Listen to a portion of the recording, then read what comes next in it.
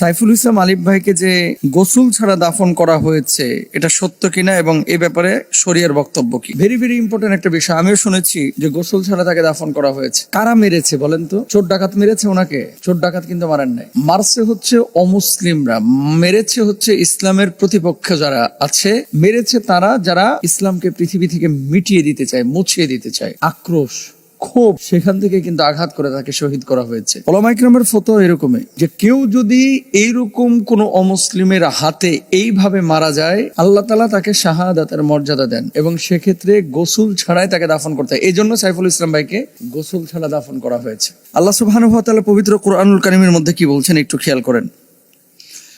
ولا تقولوا لمن يقتل في سبيل الله أموات بل أحياء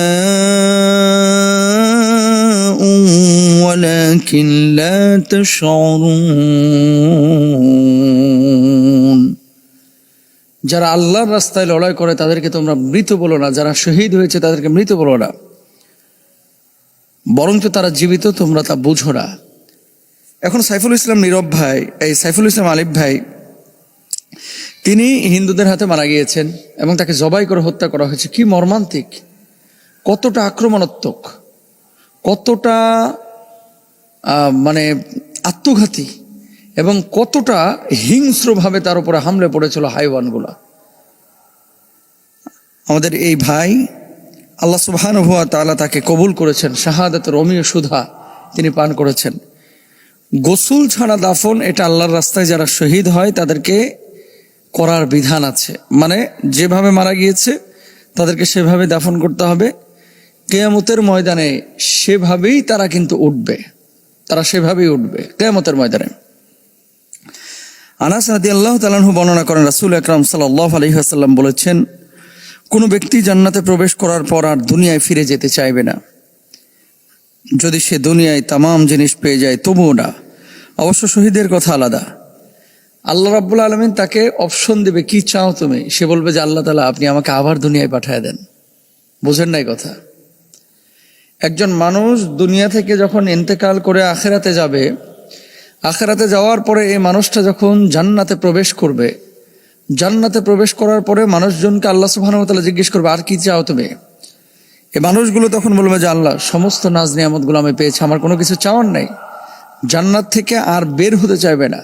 কিন্তু শহীদকে যখন অপশন দেওয়া হবে, শহীদ বলবে যে আল্লাহ আপনি আবার আমাকে দুনিয়ায় পাঠিয়ে দেন, আমি আবার যাব, আবার লড়াই করব, আবার শহীদ হব, আবার জান্নাতে আসব, আবার লড়াই করব দুনিয়ায় গিয়ে, আবার শহীদ হব, আবার জান্নাতে আসব।